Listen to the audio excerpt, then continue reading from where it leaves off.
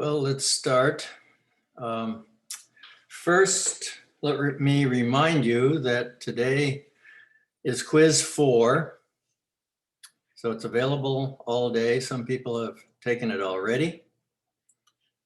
But if you haven't taken it, you might want to consider attending Scott's workshop before you do. So if you have any questions, you can ask him about them. And he'll remind you of that, I think, again, before this section is finished. Teacher, before doing this quiz, we have any workshop? Scott has a workshop right after class. Okay. And But I have an appointment after this class. yeah, well, we can't help conflicts. We have to stick to our schedule. So, and you speaking up reminds me, please speak up whenever you have something on your mind, and give me your last name so that I make sure I record it and you get credit for participating. Professor, Uh-huh. this is Watson. And I was wondering for the with Scott, we get extra not extra credit, but like participation points, correct? Yes. Okay. Yeah. Scott, are you there? Can you explain that? So of the 90 or so participation points that you get for this course, roughly 1/3 of them come from attending workshops. Attendance at a workshop means that you're coming in, participating, being an active participant whenever possible, ask questions, answer questions. Things along those lines. Come in with topics that you would like to discuss. It makes it really easy to focus in then on stuff. But I keep an attendance roster. Dr. Yoder then sees that roster, and if your name is on my roster, then you will get participation points. You can get, I believe, 1 point per session, 2 points a week. Okay, good. Anybody have any questions about how you get points by attending workshops?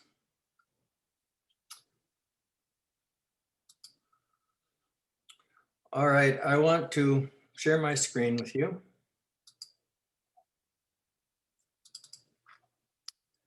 And the first thing is I want to go over this biomolecules grid so that make sure that you all know the answers. You can all see that. I'll do this rather quickly just to make sure that you know what the answer is to each of these little boxes. A DNA molecule is in the shape of a double helix. Proteins are composed of monomers called amino acids. Most DNA molecules are double-stranded. RNA is single-stranded. The 4 different classes are nucleic acids, proteins, carbohydrates, and lipids. DNA double helix is held together by hydrogen bonds. The peptide bond is formed by a dehydration reaction. A lot of you put a saturation reaction, which isn't really accurate because dehydration means a molecule of water is lost for each bond that's formed. That's why it's called dehydration. 4 nitrogenous bases are adenine, thymine, guanine, and cytosine. All amino acids have 2 features in common. A lot of people didn't get this. It's a carboxyl and an amino group. And we'll come back to that again later today. And you'll also work with that on the next worksheet that's coming up due next week. Phospholipids are critically important in the formation of membranes. Lipids that act as hormones are called steroid hormones. Carbohydrates supply the cell with energy. This formula is for a carbohydrate called, it could be glucose, it could be any other monomer sugar that has that formula. Nucleotide is made up of which three molecular components? Phosphate group, 5-carbon sugar, and a nitrogenous base. Different isomers of certain sugars have different what when eaten? Different tastes. In proteins, amino acids are joined by peptide bonds, and the molecule that forms a bilayer in a membrane is a phospholipid. Any questions about that? Okay, then I'm going to click it off.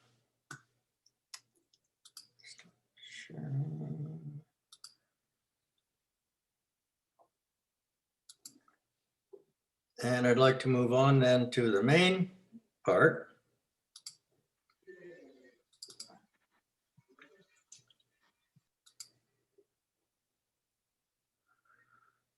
Which is, this is the topic for today.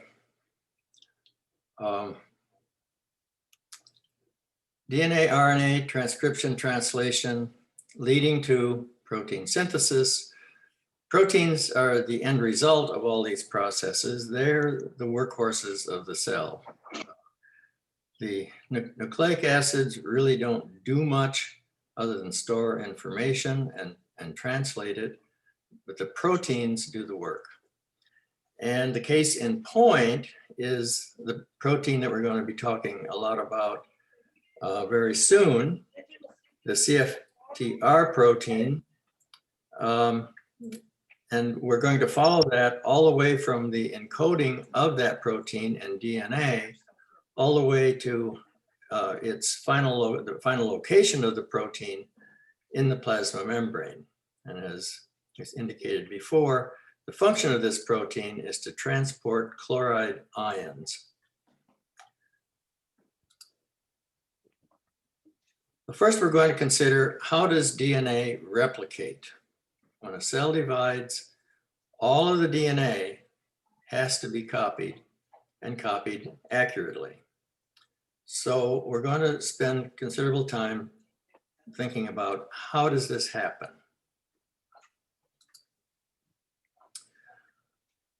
Well, I want to show you a video, but before doing so, I want to give you some hints about some of the important terms that you're going to be hearing in this video. So what this slide shows is, first of all, a DNA molecule over here on the left in blue, which gets unwound. In other words, the hydrogen bonds are broken by an enzyme called helicase, which separates it into two single strands. And these strands are called the leading strand and the lagging strand. Now, these are called SSBs, single-stranded binding proteins. These keep the single strands from annealing, from going back together. Then all you guys gonna be over? Want to be over here. Could you mute your microphone, please? The pipe. So that's what they're. Oh, that's why I can go into NPC. Oh, Like a fire. John Tay, Yes. please mute your microphone. Thank you. The main player in this game is an enzyme called DNA polymerase 3. That's what actually copies the DNA. And it does that in a straightforward way on the leading strand. On the lagging strand, it's complicated. So there's another enzyme called primase, which makes an RNA primer. There's an enzyme called RNase H, which removes the primer. And then you get these strands of DNA called Okazaki fragments. And the video will show you what Okazaki fragments are. And finally, we have another enzyme called a ligase, which fills in nicks in the DNA. And so, but before going to the video, I want to make one other point, and that is, you'll see I've circled 3' and 5', 3' and 5' at each end of a DNA strand. And I want to make sure you understand what 3' and 5' ends are. So first, you have to consider a nucleotide. So this structure here on the right is a nucleotide. In the sugar, it's a 5-carbon sugar, and the sugar atoms are numbered 1', 2', 3', 4', and 5'.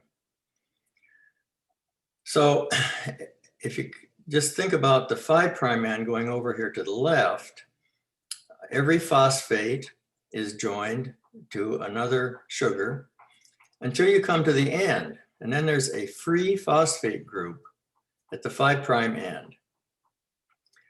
Going the other direction, every hydroxyl is joined to the next sugar until you come to the end. And then there is a free OH, a free hydroxyl at the 3' end. And these are key signals to the enzymes involved because they recognize either the 5' end or the 3' end, and none of them can do anything without the recognition of the proper end. So what you need to remember is when we say that DNA transcription goes from 3' to 5', it means it starts at the free hydroxyl and goes toward the free phosphate. So is that clear? It's really important that you understand what 3' and 5' mean. Okay.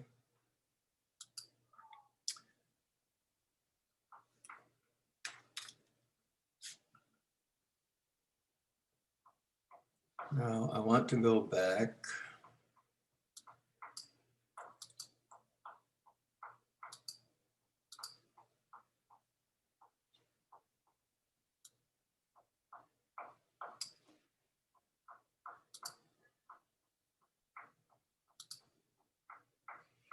Now, can you see a man on the screen? No, You can't. All right, then. we're still seeing the slides. Okay.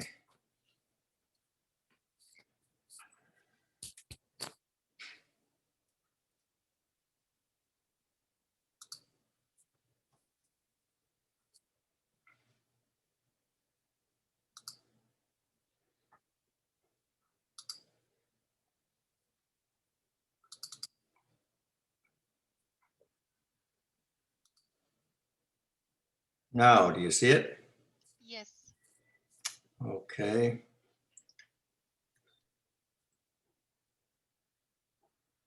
We'll go through a detailed step-by-step illustration of DNA replication.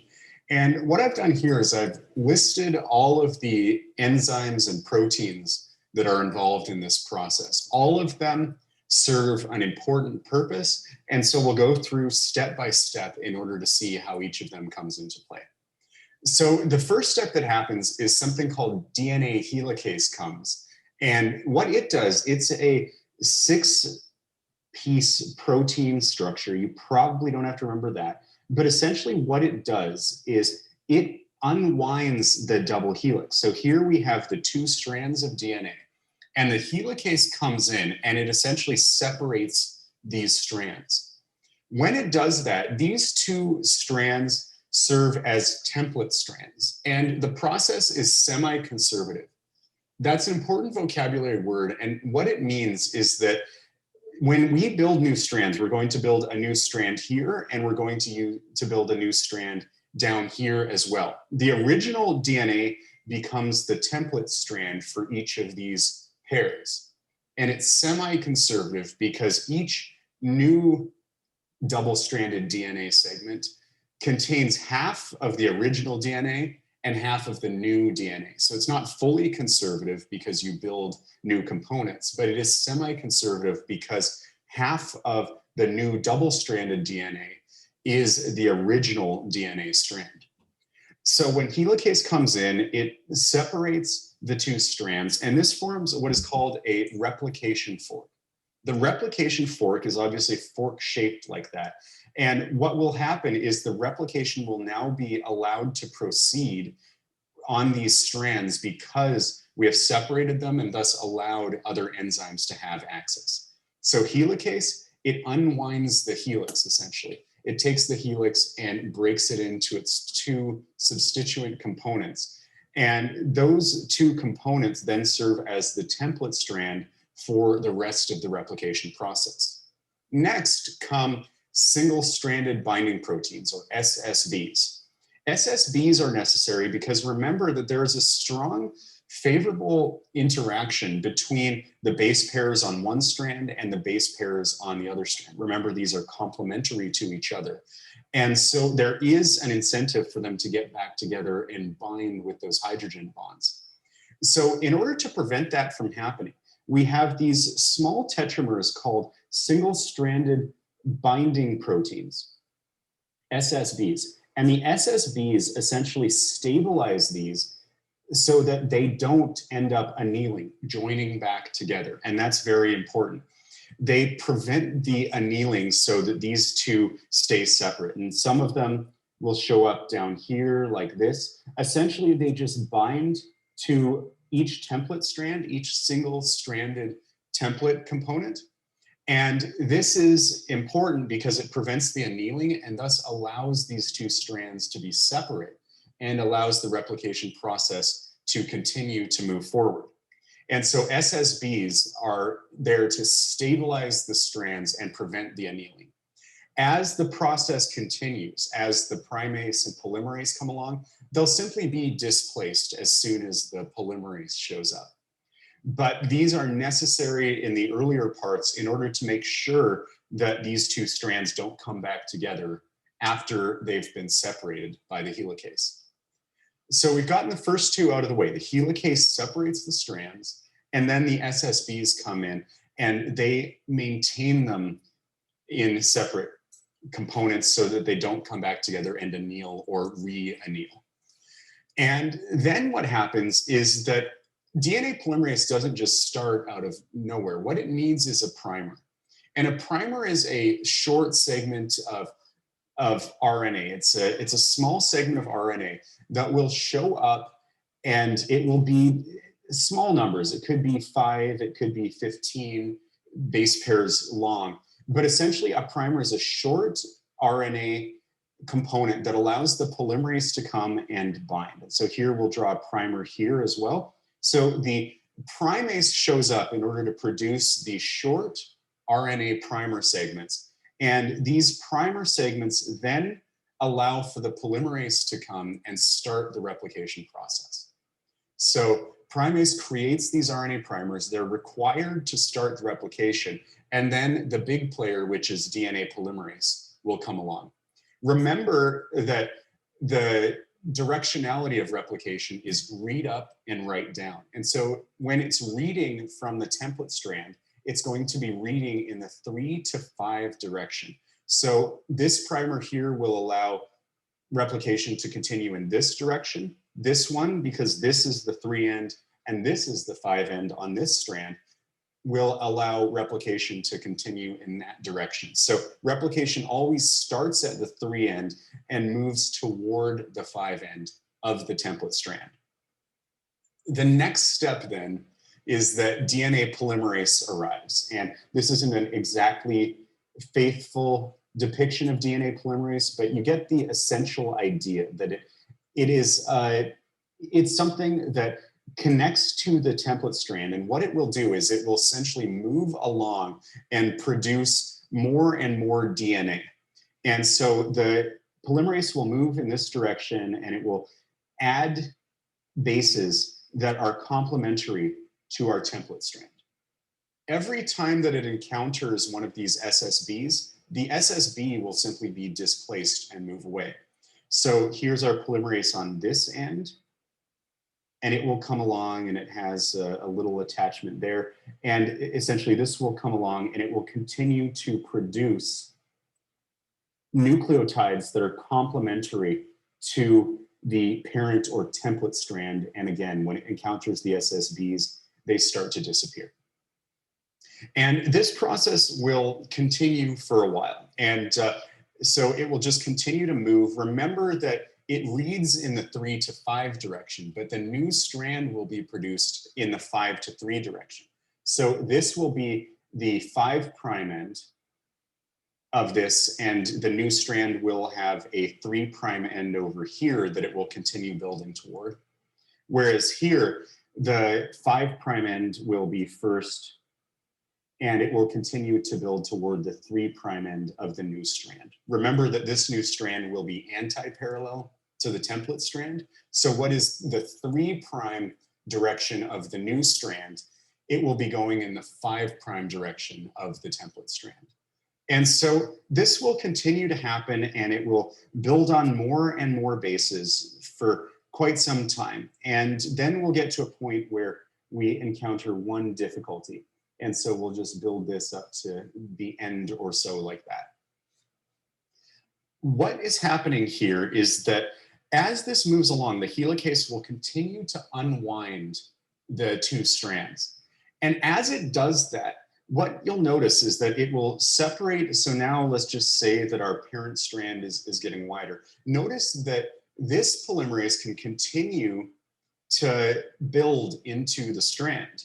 It will continue to produce new bases, and because the unwinding is simply going to be opening up further components, this top strand can just have the polymerase continue to move, and it will just be producing more bases. The issue is that this other strand, as the fork continues to open and it continues to separate these 2 components, notice that the polymerase is moving this way, and it will expose all of these base pairs that the polymerase isn't able to encounter. And so what will happen is we'll open it up more, and we'll need to build a new primer, and a new polymerase will need to come in. And so we'll get into this discussion of the leading and lagging strand, but recognize that there's a strand that is leading. And what that means is that one primer is necessary, and the polymerase can continue to build as the replication fork opens. The lagging strand is going to open, but notice the polymerase is building in the opposite direction. So these new ones, as it opens, will not get dealt with by this polymerase. And so this is called the lagging strand. And what it requires is it will require, again, another primase to lay down a primer and then to continue that process. And so next we'll get into a discussion of the leading and lagging strand.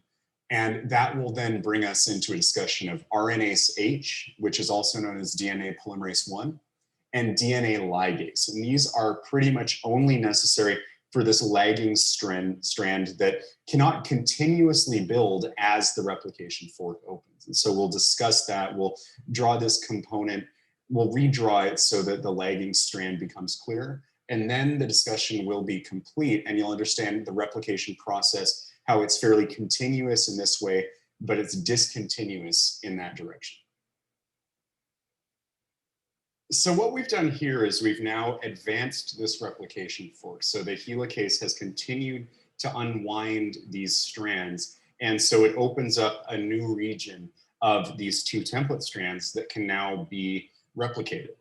And so on the leading strand, it's clear that because the polymerase is moving in this direction, remember it reads from 3 to 5, it can just continue to move in that direction into the replication fork and lay down more and more nucleotide bases. The issue emerges with the lagging strand. The lagging strand has a polymerase that's moving from the 3' end to the 5' end. But what's being opened up is further toward the 3' end than our primer is. And so what we need to do here is we will need to lay down another primer in the lagging strand.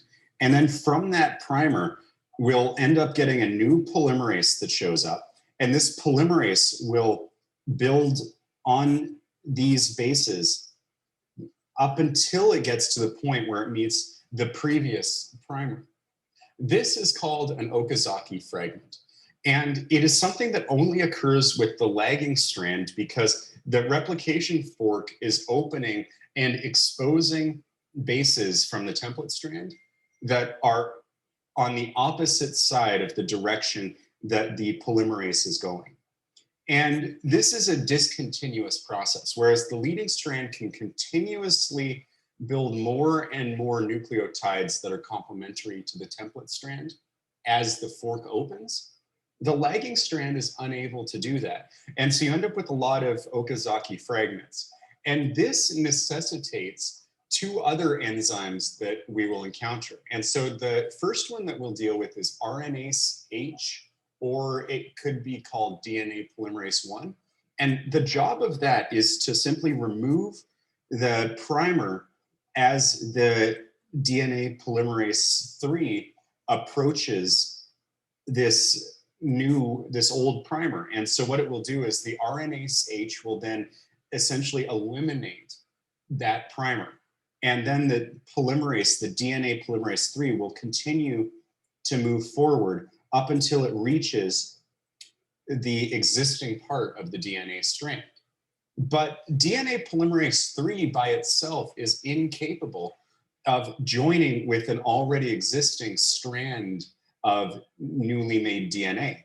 And so what that requires is when the polymerase reaches here, you now need to find a way to link the sugar phosphate backbones of this already existing DNA with the newly synthesized DNA on this lagging strand. And so you need DNA ligase. Ligase is the same root word as ligature, and it essentially means to fasten or tie things together. And so you bring in a DNA ligase, and what that does is it simply, in an ATP-dependent manner, joins these two components together. And so now you're building a continuous strand based off of your template DNA strand. And this will continue to happen as the helicase keeps unwinding this DNA.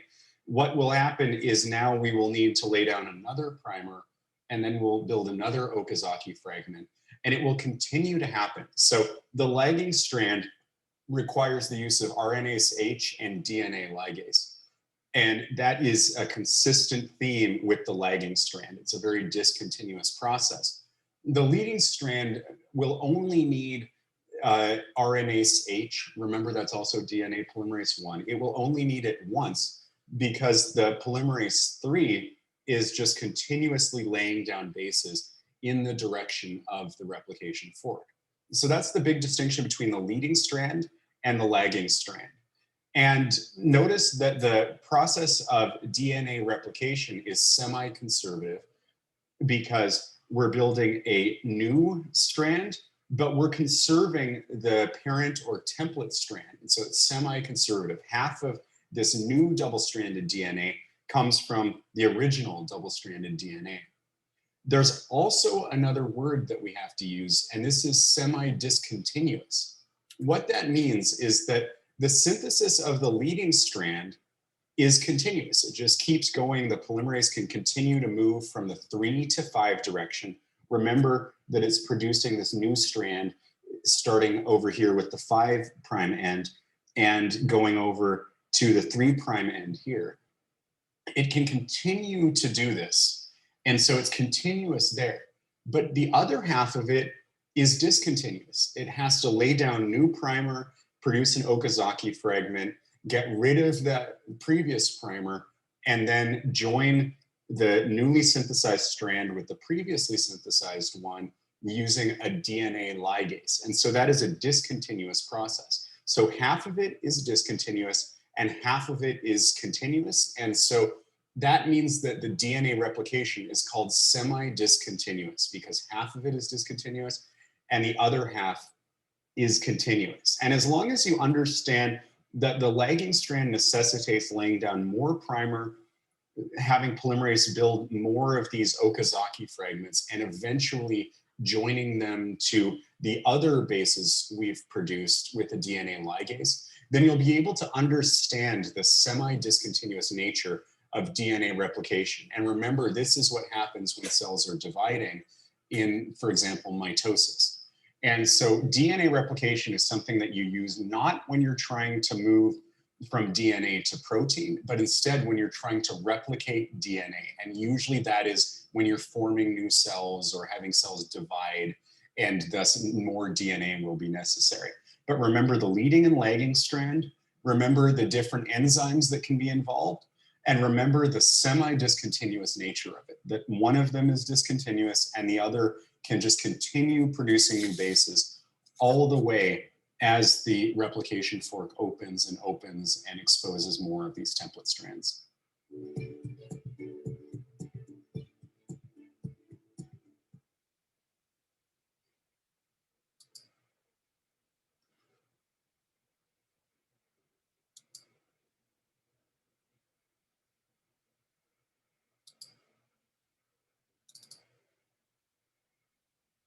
And so the issue became, how does DNA replication work?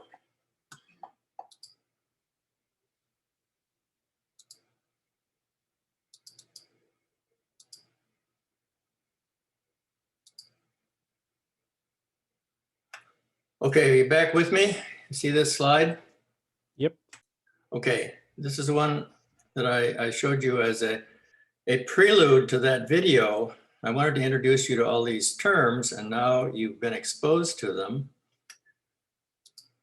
And I warned you about the need to understand 5' and 3', and I think you can see that now. And I made a couple of screenshots from that video to emphasize a couple of points. I've circled here DNA polymerase 3, because that's really what replicates DNA. But it doesn't do it by itself. It needs all these helpers. It needs helicase, it needs SSBs, primase, and then on the lagging strand, it needs 2 additional enzymes, RNase H and DNA ligase. So remember that DNA polymerase 3 is the polymerization enzyme, but it needs help. And the other thing I wanted to do, he didn't really clearly identify what the Okazaki fragments are. And they only occur on the lagging strand only. And that's because it's going backward. It's going from the 3' end on the right to the 5' end on the left. So whereas the leading strand, the DNA polymerase only has to start once. It starts at the 3' end and goes all the way to the end of the molecule. On the lagging strand, it has to keep starting over and over and over again. So the primase keeps putting down primers, then DNA polymerase comes along and makes a short strand until it comes to the next primer, and then it stops. And this primer has to be removed by the primase, or by the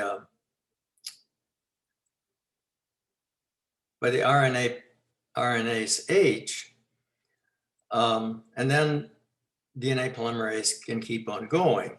So you see here, the green is the Okazaki fragment that's formed, and then there's a gap in the sugar phosphate backbone. There's a gap that has to be sealed, and the DNA ligase does that. It joins the Okazaki fragments. So any questions about this lagging strand? The leading strand is straightforward, it's simple.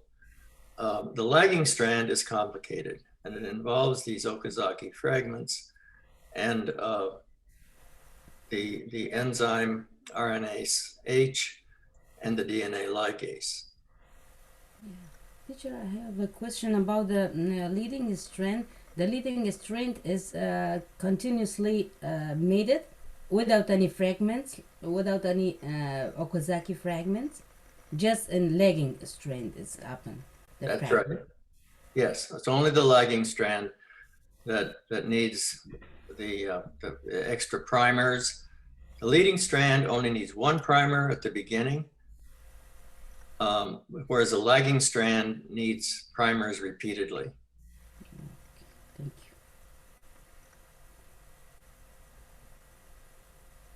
you. A quick question, Zach, here. I don't know if it's relevant to the Okazaki fragments, but I see that there's polymerase 3 and polymerase 1. Is there a polymerase 2? Not to my knowledge. I wonder why the naming's like that then. It's kind of weird. I don't know. It probably had something to do with how things were discovered to begin with. Teacher, I think it's related to the carbon number that they are joined. So there are actually polymerases like 1 through 5. Not all of them are in all organisms, and a lot of these actually refer to prokaryotes, where they first kind of figured this stuff out. And in eukaryotes, they actually get different names. So even though they do similar things, but there are many polymerases.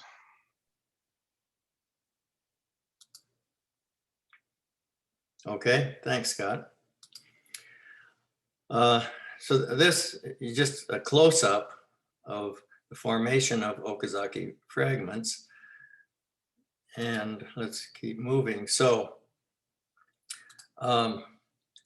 this is how DNA, how, as the man said, when cells divide, they have to make a whole new set of DNA to copy all of the old set and make a new set. And this very complicated process is how it's done. So now we're done talking about copying DNA, and we'll move on to how does information get from the DNA molecule to the protein. And this is where transcription and translation come in. So let's go back and review a little bit what is a protein. It's a polymer of amino acids. You have these dehydration syntheses which join amino acids into a long chain. And this is something that is critical for you to know. The two parts of an amino acid that are common to all amino acids, the amino group and the carboxyl group, joined to a central carbon, which itself is joined to a hydrogen atom and a so-called R group, a side chain. And that's what distinguishes among the amino acids.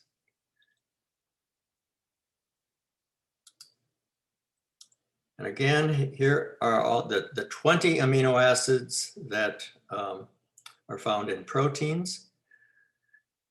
I only want to mention that, as I said before, 2 of them have an atom of sulfur. And in a few minutes, I'll show you why that atom of sulfur is important. The other thing I want to emphasize is that there are hydrophobic groups on some of the amino acids, which are circled here. They're methyl groups. And those are important in bond formation as well. We'll talk about what hydrophobic attractions are a little later. Again, we've gone over this before. It's a dehydration synthesis, joining 2 amino acids with a peptide bond. And remember, the peptide bond is the covalent bond between the carbon and the nitrogen. But the context is that the carbon is involved in a carbonyl and the nitrogen in an amine. Okay, so this is an overview. The DNA is in red. It gets unwound. The hydrogen bonds are broken so that enzymes can get in there and transcribe messenger RNA, mRNA. And this happens in the nucleus. DNA is always in the nucleus. It never leaves the nucleus, whereas RNA does. There are pores in the nuclear membrane through which messenger RNA molecules can pass. And once they're in the cytoplasm, they encounter ribosomes and transfer RNA. And it's the combination of these three that makes a protein. And we'll look at the details of that next. So types of RNA. There are three that we're concerned about right now. Ribosomal RNA is abbreviated rRNA. There are two types, large and small subunits. Transfer RNA is abbreviated tRNA. There are 20 of these. There's one for each of the amino acids.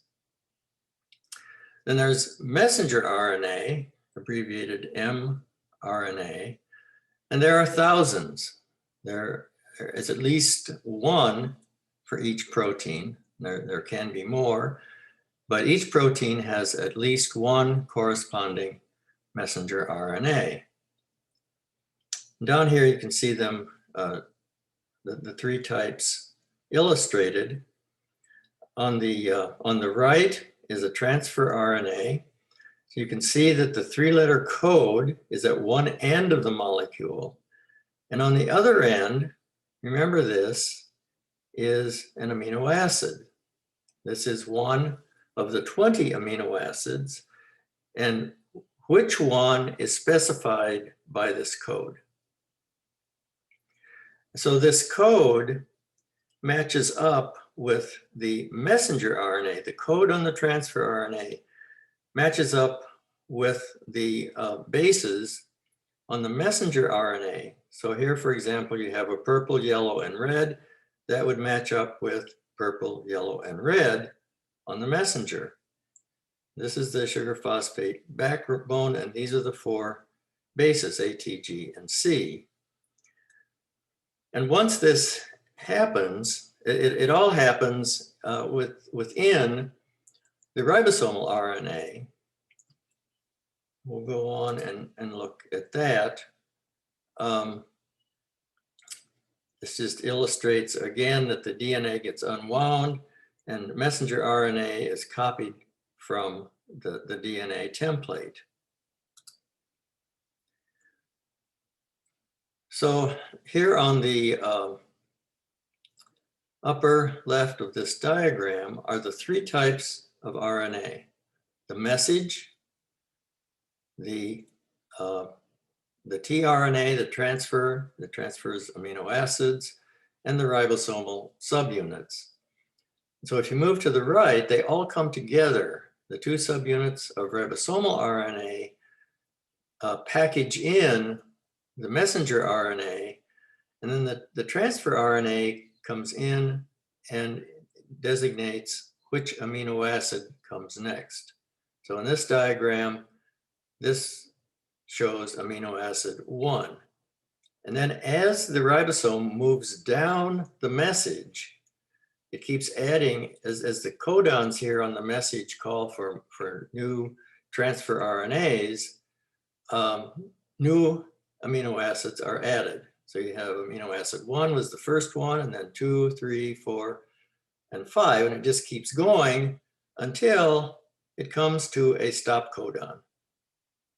And at that point, there's a release factor, which releases the newly synthesized polypeptide, and the components are recycled. They go back and do it all over again. So that's how you get from messenger RNA to a protein through the ribosomes. So then how can you determine what the amino acid sequence is based on the information in a strand of DNA? Well, that's what we're going to look at right now. So we'll start with a DNA strand. This is arbitrary. And if you want to find the complement to that, in other words, if you want to copy this, for every T, there is an A. For every A, there is a T, C, G, A, T, and so on. So you end up, you can copy this into a complementary DNA strand. Now, to transcribe that, T becomes, makes an A, transcribes to an A transcribes to a T, but it really doesn't, because remember, in messenger RNA, there are no T's. Yeah. It's always uracil. Yeah. Somebody have a question? It's always a U. Then C is G, A should be T, but in RNA, it's a U. So as this is transcribed along, I've underlined all the U's to emphasize the fact that when you do a transcription, make sure that you remember that anytime A is designated, an A designates a U and not a T. And now to translate this mRNA to a peptide, you need a codon usage table. So how does that work? Well, take the first triplet, codon. The first base is A. The second base is U, so you're in this box. And the last base is G, AUG, and that's methionine. And you go to the next one, it's UCA, so the first base is U, second base is C, third base is A, that's serine. So the second amino acid in this peptide is serine. Then if we go to the third one, AAU, first base is A, second base is A, third base is U, that is asparagine.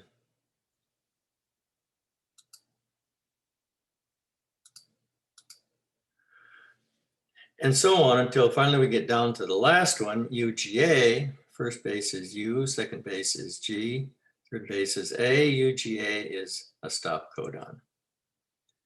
So is this clear? You need to know this because you're going to be asked about it later. How you get a complementary, how you copy DNA first of all, and how you transcribe the DNA into RNA, and then how you translate the RNA into protein. Do we need to memorize this table, or is it going to be provided during? No, anytime that you'll be asked to do this, the table will be provided. Okay, thank you, because that's a lot. Yeah, it is a lot. And a lot of work went into figuring this table out, but yeah, once it's established, the rest of us don't have to memorize it. I have a question. So what's a base? Is that just like an A, U, G, or C? Yeah. Yeah, so there are 4 bases. And among the 4 bases, the codons are 3 bases. So AUG is a codon, and that's, AUG is always the first amino acid in any protein. It's always methionine.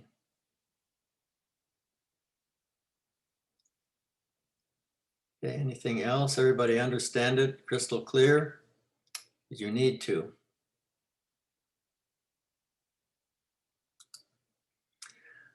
Okay, so now we've made a protein.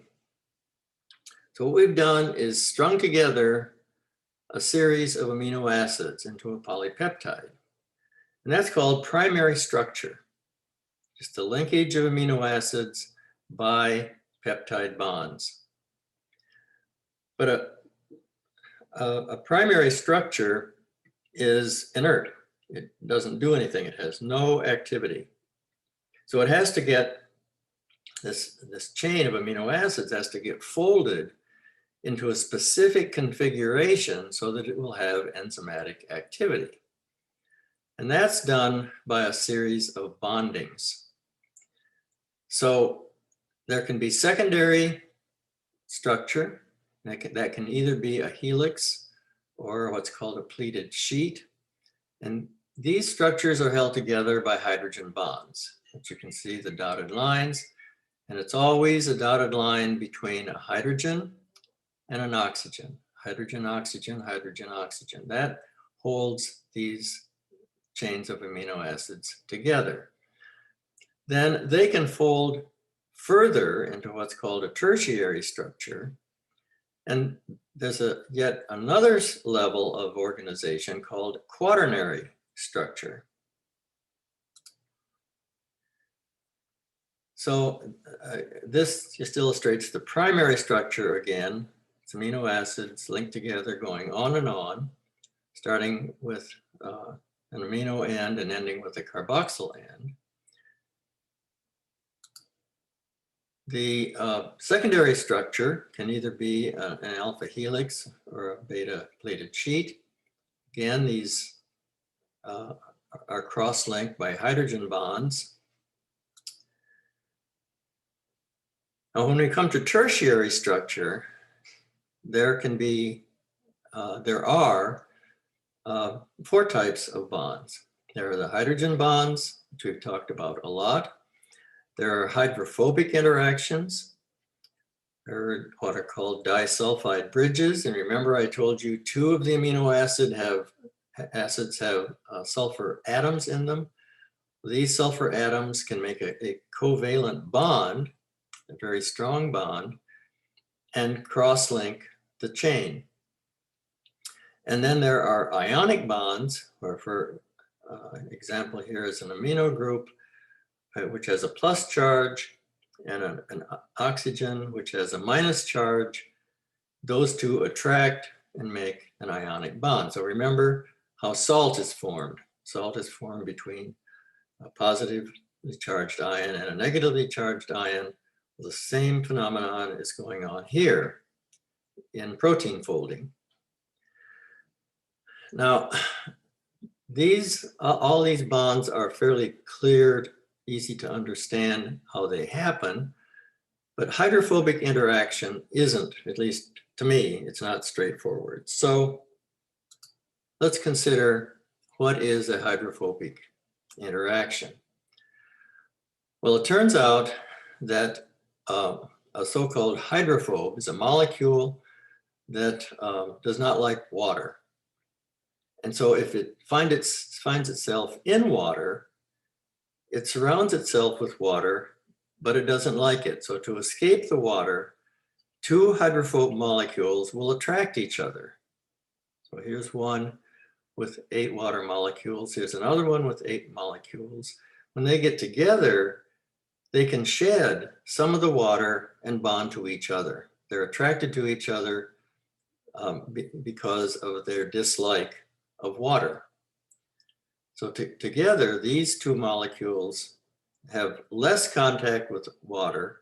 That is, they have 10 atoms of water rather than the 16 that they have if they're not together. So that's what's happening here, where you have the cross-linking of a polypeptide chain. These hydrophobic interactions, these methyl molecules are hydrophobic. They're trying to escape water, so they aggregate with each other.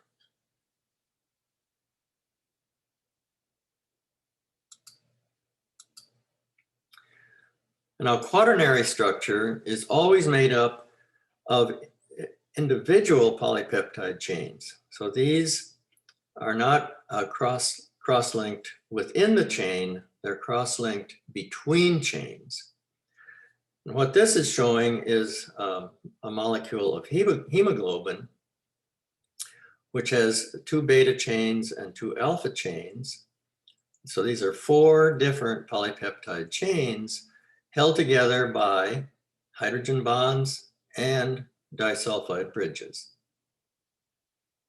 So for hemoglobin to be effective, it has to be in this quaternary structure. The individual polypeptide chains do not carry iron.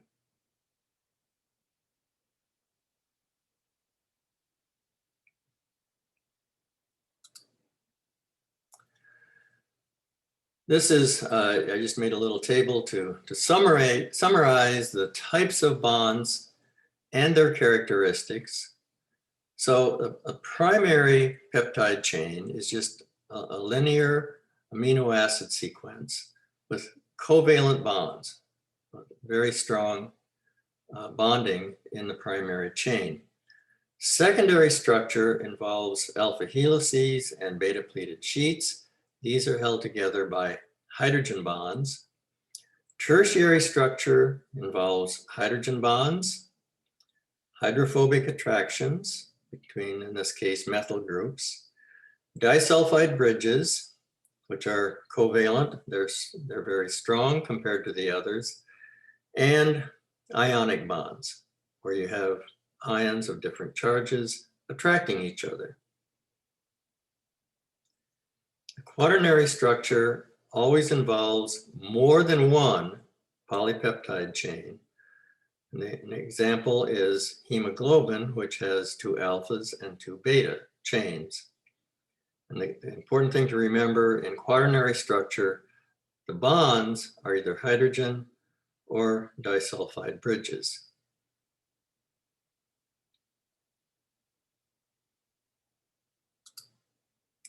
Okay, types of proteins. There are structural proteins and contractile proteins. Structural proteins are required for cell structure or support. And a very significant one is collagen. It's the most abundant protein in mammals. It's about 30% of all the proteins are collagen alone. It's involved in all of these different tissues: bone, skin, muscles, tendons, ligaments, and others. Keratin is found in hair and nails. Spider silk is a structural protein. It's very strong, 5 times stronger than steel on a weight basis. And then there are contractile proteins, actin and myosin, which is how we move our muscles. There are storage proteins, which primarily store amino acids, and protective proteins such as antibodies.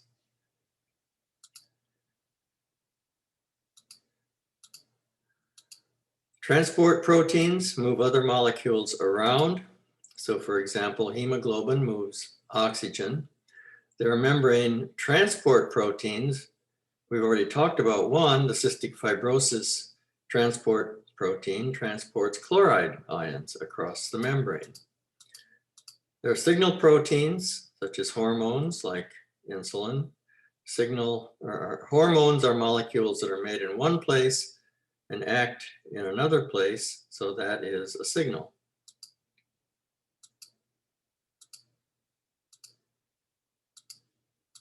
Communication proteins, such as neurotransmitters between axons and dendrites, and toxins for defense or predation, for example, diphtheria toxin, Clostridium botulinum toxin, which is where we get Botox, and enzymes. DNA polymerase, RNA polymerase, DNA ligase, we've just talked about those. They're among the many thousands of enzymes that each cell has. And if it ends in ACE, it's very likely an enzyme. So remember that. Okay, I think that's the end. I have a summary table here, which I won't go over. You can look at this as a summary when you study. This slide set is in Canvas, so you can refer back to it. And the recording of this session will also be in Canvas as soon as it gets processed. I'm out of time for this session. I give you 15 extra minutes because you're taking a quiz today. So are there any questions about any of this quickly? So I want to remind you, and Scott, you can speak to the fact that your workshop is coming up soon. That's correct, 2 o'clock. So again, welcome to come in as long as you haven't started the quiz. If you started the quiz, you can't really be in there because we would be answering questions. So either come in before you take your quiz or come in after you take your quiz, and then we can discuss it. Okay. Professor? Yes? This is Kat. I have a question for you. At the homework for worksheet amino acid, number 10, I don't understand how can I get the percent of?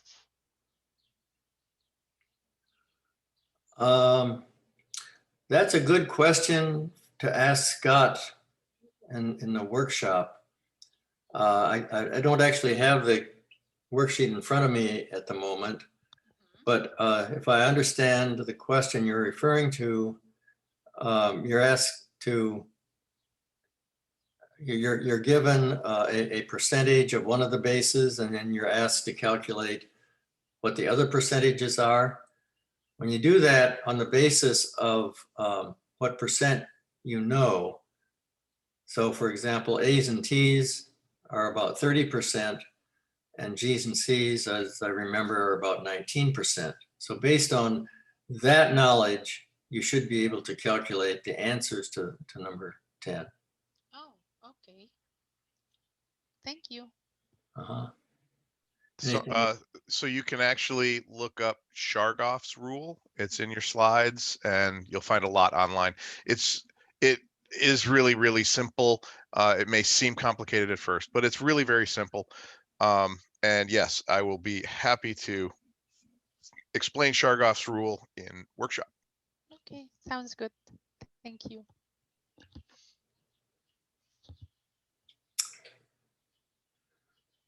I do have one question. What is the quiz for today going to be on again?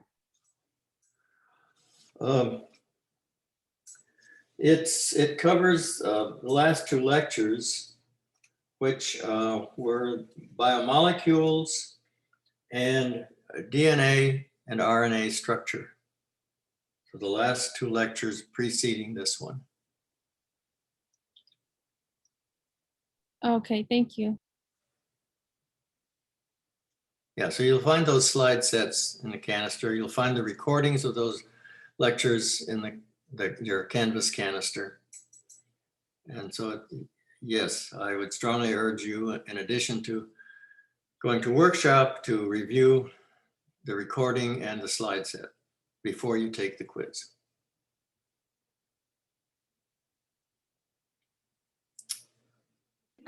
Excuse me, Professor. Uh-huh. I have a question about the worksheet for question 19. So for the amino acid, so the name, it's only the 3 letters of all of them, right? Yeah. Yeah, and you can get the 3-letter code from the amino acid table that's in the slide set, or it's in the book. Yeah, you give us 3 amino acid, and you said what if they join, they combine together, what's the name of the new rate will be. So it's only we will take the 3 first letter of everyone for all of them, and that's it, right? I No. think that's what that question is asking is what's the name of the molecule you get if you join those 3 amino acids? Yeah, you said if the amino acid, cholesterol and the align and align were combined in one molecule, what would then the molecule be called? Yeah. So if you had 2 amino acids joined together, that's a dipeptide. Yeah. If you had 3, it would be a Polypeptide. call it poly or tri. Either one would be correct. Oh, I took that one to be that you're actually supposed to find the name of that specific molecule. So glialaval. Yeah. Well, that would be correct. It's going to a level that wasn't intended there, but yeah, that would be a correct answer too. Okay, thank you. Professor, I had a question. It was about the messenger RNA when you were transcribing it, like you were reading off the codon chart. You said that you don't use A's when, or whenever you find an A, you would replace it with a U instead for the codon chart? Instead of well, if you're using the codon chart, you're reading off a message. You're not correct. Yeah, correct. But sorry, when determining the sequence and finding a complementary strand, is that when we would change it to a U? Yeah, if you're going from DNA to RNA, anytime that a T would show up, in other words, anytime there's an A in DNA, it would specify a T if it were copying itself, but if it's specifying RNA, it would be a U. Okay, all right, thank you. That was my only question. I'd just like to put out there that Canvas seems to be having some issues right now. I've been trying to load a page for like 5 minutes and it says the server's under heavy load. So keep that in mind when you're looking at your quizzes. You know, sometimes the server has problems. Really? So, okay. Have you tried to check in on the quiz? I can't even get, it finally just came up with my dashboard and I can't get into the section right now. Okay, I'm trying right now to see if I can open the quiz. It's okay. So it seems to be running very, very slowly. Yeah, I'm getting no response when I'm clicking on. Yeah, I just wanted to put that out there. So that's another reason not to wait till 11:45 tonight to try and do your quiz, because sometimes you'll run into problems like this. Yeah, Canvas is just grinding away. It's not responding. Yeah, same here. Okay, so don't try to take the quiz anytime soon. Maybe wait a couple hours. Just keep checking back on it. I imagine they'll have it fixed hour or so. Yeah, well, right now, mine's dead. Apparently, it's one of those like important things for school, so I'm sure they'll get it fixed. Okay, aside from problems with Canvas, any other questions before we go? No, thank you. Okay, I will see you all on Monday. Have a good weekend. Okay, you too. Good weekend. Bye. Have See you Monday. a good weekend. Bye-bye.